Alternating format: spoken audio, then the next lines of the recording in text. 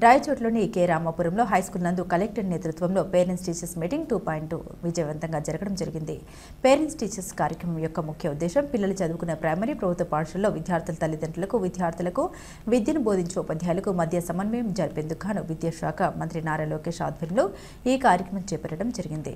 ఈ కార్యక్రమంలో ఎక్కడ రాజకీయాలకు చోటు లేకుండా ప్రతి ఒక్క స్కూల్లో గల విద్యార్థులకు రాష్ట్ర ప్రభుత్వం ఏం చేస్తుందనే విధంగా తెలియజేయడం జరుగుతుంది. ప్రైవేట్ పాఠశాలకు తలదన్నే విధంగా ప్రభుత్వ పాఠశాలలో అన్ని సౌకర్యాలు సమకూర్చే విధంగా ప్రభుత్వం చర్యలు తీసుకుంటుంది.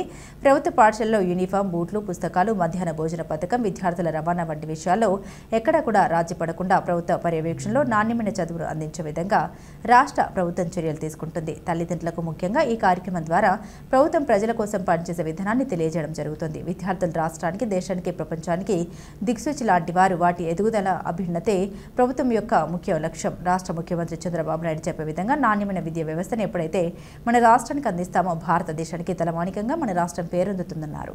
ఈ రోజు రాష్ట్ర ప్రభుత్వం పిలుపు మేరకు అన్నమయ్య జిల్లా కేంద్రంలో గౌరవ కలెక్టర్ గారి నేతృత్వంలో ఇక్కడ పేరెంట్స్ టీచర్స్ మీటింగ్ 2.0 కార్యక్రమాన్ని విజయవంతంగా జరపడం జరిగింది.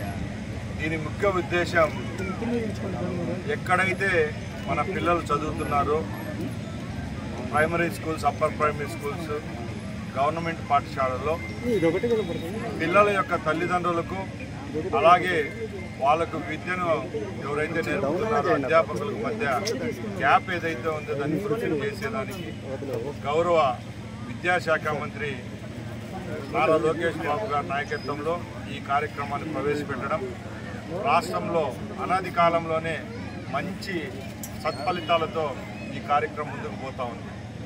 ఈరోజు ఈ మీటింగ్లో కూడా ఎక్కడ రాజకీయాలకు చోటు ఇవ్వకుండా ప్రతి ఒక్క స్కూల్లో ఎవరైతే విద్యార్థులు ఉన్నారో వాళ్ళందరికీ రాష్ట్ర ప్రభుత్వం ఏం చేస్తుంది, ముఖ్యంగా ప్రైవేట్ పాఠశాలలకు తలదన్నే విధంగా ఈరోజు ప్రభుత్వ పాఠశాలల్లో అన్నీ సమకూరుస్తున్నాం.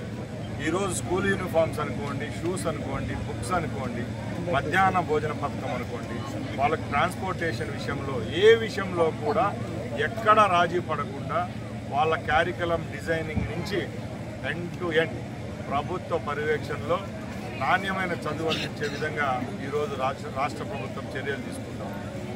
ముఖ్యంగా మేము తల్లిదండ్రులకు ఈ మీటింగ్ ద్వారా ఒకటే చెప్తున్నాం, ఈరోజు ప్రభుత్వం మీకోసమే పనిచేస్తూ ఉంది.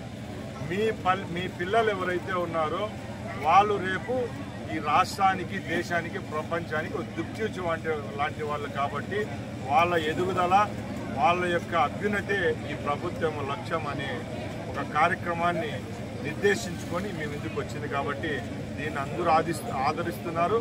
మేము కూడా సంతోషిస్తున్నాం. ముఖ్యంగా ఇంకా సమూలమైన మార్పులు తీసుకొని వచ్చేదానికి ప్రభుత్వం చర్యలు తీసుకుంటా ఉంది. గౌరవ ముఖ్యమంత్రి చంద్రబాబు నాయుడు గారు ఎప్పుడూ చెప్తా ఉంటారు, నాణ్యమైన విద్యా వ్యవస్థ ఎప్పుడైతే మన రాష్ట్రంలో పనిచేస్తుందో ఇస్తామో తప్పకుండా రాష్ట్రంలో మన భారతదేశానికి ఒక తలమానికంగా 29 రాష్ట్రాలతో ఆంధ్రప్రదేశ్ ముందుకెళ్తుందని చెప్పి ఆయన చెప్పేవారు. అది తూచా తప్పకుండా ఈరోజు మనం అందరం పనిచేస్తున్నామని తెలియజేసుకుంటూ సెలవు తీసుకుంటున్నాం. జై హింద్, జై భారత్.